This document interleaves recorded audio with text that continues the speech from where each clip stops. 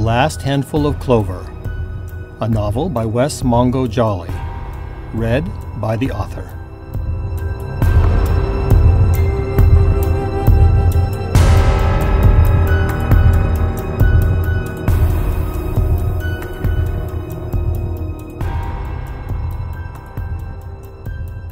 Chapter 41, The Well. June 6, 3 o'clock p.m. It started in his right hand. As Howard's soul deflated, his fingers were no longer his. It was as if his own fingers were withering within the shell of his hand, and yet the glove of flesh he left behind stayed whole. The spirit part of his hand curled in on itself like a withering flower and withdrew up his arm. The rupture spread to his other hand, and then his feet, and then with terrifying rapidity his whole soul fell in on itself like a collapsing star. And he felt himself falling away from his own body the way a rotten apple would fall from a tree. This was not the first time he had experienced possession, but it was no less terrifying for that. When his soul struck the bottom of the black pit, it uncurled itself, and he felt almost like himself again. But now he was alone, and only dimly aware that he had left his flesh behind. The body that was left, the one he now controlled, he instinctively knew was just a construct of his mind. His real body was distant, far above him.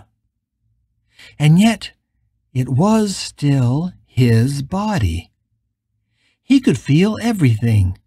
He could feel the hard cot under his ass, the cold metal his fingers squeezed, and even the stale industrial smell of the air in his cell. He felt it all, but he could control nothing. His eyes popped open, but it was not Howard Gunderson who demanded that they open. He could see everything. They were his eyes, but not his eyes. He was still locked in a cell, and yet he was also now at the bottom of a well. It was a dark stone pit that was wet and cold, with unclean creatures crawling on the dank walls and the sound of vermin writhing near his feet. The world he had left behind was somewhere way up there in that circle of light, far beyond his reach. His mind wanted to rebel at this dual awareness. How could he see and feel everything in the body he had left behind, and yet also be here, confined and locked away in this dark place? He reached out his spirit hand and felt the cold wall in front of him and the moisture and filth under his fingers. He tried to reach out his other hand, his actual hand of flesh and blood, to touch the cot or the far wall of the prison cell, but it refused to obey his command. Instead, he felt his hand moving at the command of someone else. Then he felt that hand touching his face. The touch felt repulsive, like the unwelcome hand of a stranger. It explored his cheeks. The hand forced open his mouth and put a finger on his tongue.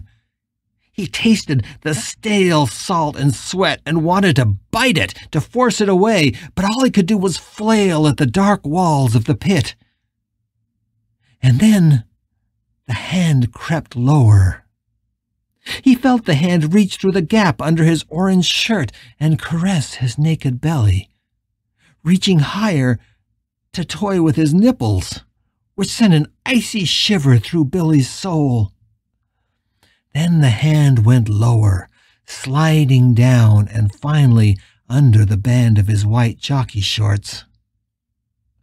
When the hand grabbed his cock, he at first felt familiar pleasure, but then pain as the hand squeezed. And then the violation of it overwhelmed him. He tried to recoil away from the touch, tried to force the hand out of his pants, but it just squeezed and stroked him until he was hard, his body defying his mind and responding to the touch. Then the hand continued lower over his balls, alternately stroking and squeezing, which caused waves of pain and pleasure to flow over Billy deep in his well. When the hand went deeper and then slid a finger into his ass, he thought he might go mad. But then he heard a voice. It wasn't his voice. His voice would have been screaming and protesting, and yet it was his voice. He recognized the sound and knew the voice was speaking aloud in the cell, using his mouth, his own breath. The voice was calm, quiet, and despite the strangeness of it, the voice quelled his panic long enough to listen. "Shh," said the voice. "It will be easier for us both if you don't fight." Howard swallowed his fear and croaked out a word. "Who?" The voice became softer, and thankfully Howard felt the finger withdraw from his anus. The presence that was controlling him removed the hand from his pants just long enough to bring his finger to his nose and then his mouth. Howard smelled the fear sweat from his own crotch on that finger and then tasted his own dank musk. He almost gagged, but then the hand was back in his pants, back on his cock, stroking. He was almost thankful that it stopped there and no longer tried to penetrate him. The hand continued to stroke, and he felt his own body responding involuntarily. His cock was hard now, and the hand eased his pants down, never ceasing the gentle, firm, stroking motion. Even in his terror, Howard at first feared that a guard would look in his cell. Then he prayed for it, anything to make this violation stop. "I'm going mad," he thought. "That's the only possible explanation." This wasn't the first time that he had felt this presence. It was the same presence that took control of him just before he was picked up by his friends. It was the same presence that forced him to take the gun out of his father's cabinet.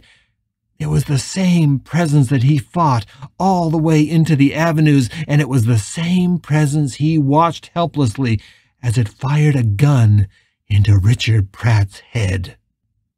He had almost convinced himself that the entire memory of that night was just a nightmare or some kind of psychotic break. And of course he had never spoken of it, especially to Detective Grayson, but now here was the presence back again, and this time it was speaking to him. It hadn't spoken before. "I need you to calm down, Howard. Doesn't this feel good?" He felt his hand squeeze his balls harder than he would have ever done himself, and he cried out in pain there in the dark well. "Oh, you don't like that?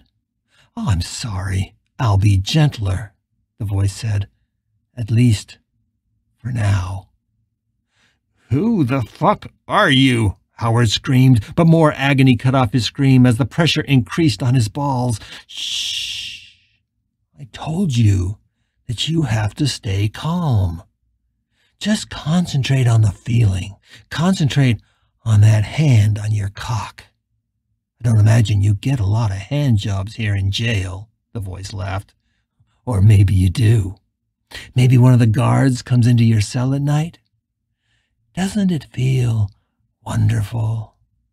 Please, stop. It's the first time I've felt this. I mean, really felt it in more than 20 years. Had forgotten how good it felt to have a new, soft cock in my hand." The voice laughed. "Although not so soft now, huh?"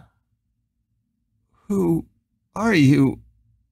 What do you want with me?" "Hello, Howard. My name is Justin. It's very nice to meet you. I think you and I are going to be great friends." Howard sank down against the cold wall of the well. He both felt the sour, rancid moss against his back and the firm prison cot under his ass.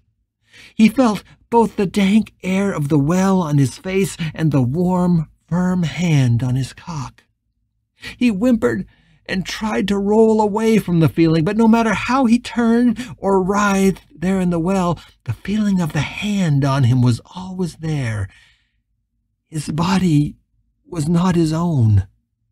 His real body was in a cell far above, and his body was being used by someone named Justin.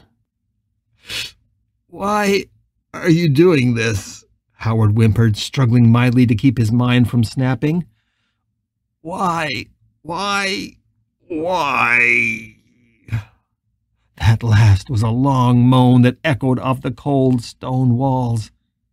"This? I'm doing this because I've worked up 20 fucking years of horniness, Howard." He felt his body recline backwards against the wall.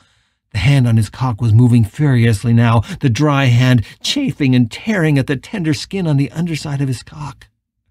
The warring feelings of pleasure and revulsion were so strong that he thought he might lose consciousness. "I'll explain everything to you eventually, my love. After all, we have a long life ahead of us. I can't stay yet, but soon I'll be back, and soon I'll stay forever. Every time I am inside you, I feel myself getting stronger. Eventually, I'll stay here forever, and then you and I will have plenty of time to talk. But for now, I just want you to come for me. I want to feel you blow your load across your own face." "Get out of my body, you psycho!" The voice was breathless now as he felt Justin's orgasm nearing. "Oh, you and I are going to have a lot of fun with this body. I can't wait to use it. I can't wait to explore it, to use it, to explore others. Oh, so many bodies, women, men. Oh, Howard, my dear, you're as beautiful as I once was, a long time ago." Howard tried to stop the inevitable. "Who are you?" The presence laughed, and for the first time Howard could tell this was not a man. This was just a boy younger even than him. He could hear it in the voice.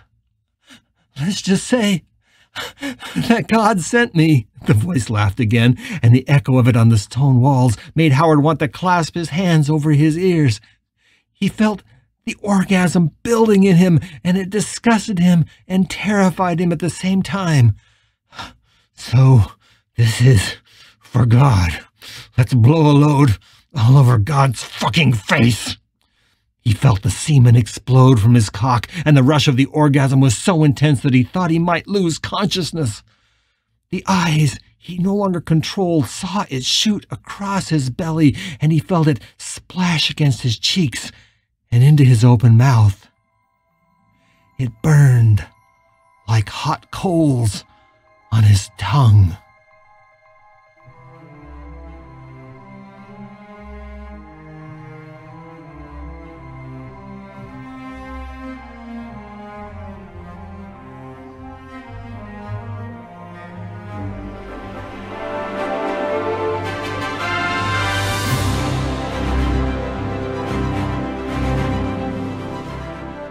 You're listening to The Last Handful of Clover, a novel by Wess Mongo Jolley. If you're enjoying this audiobook, please consider supporting the author on Patreon. That's patreon.com/Wess Mongo Jolley. And for more information, check out the author's website at wessmongojolley.com. That's WESSMONGOJOLLEY.com. Thanks for listening and stay tuned for more episodes.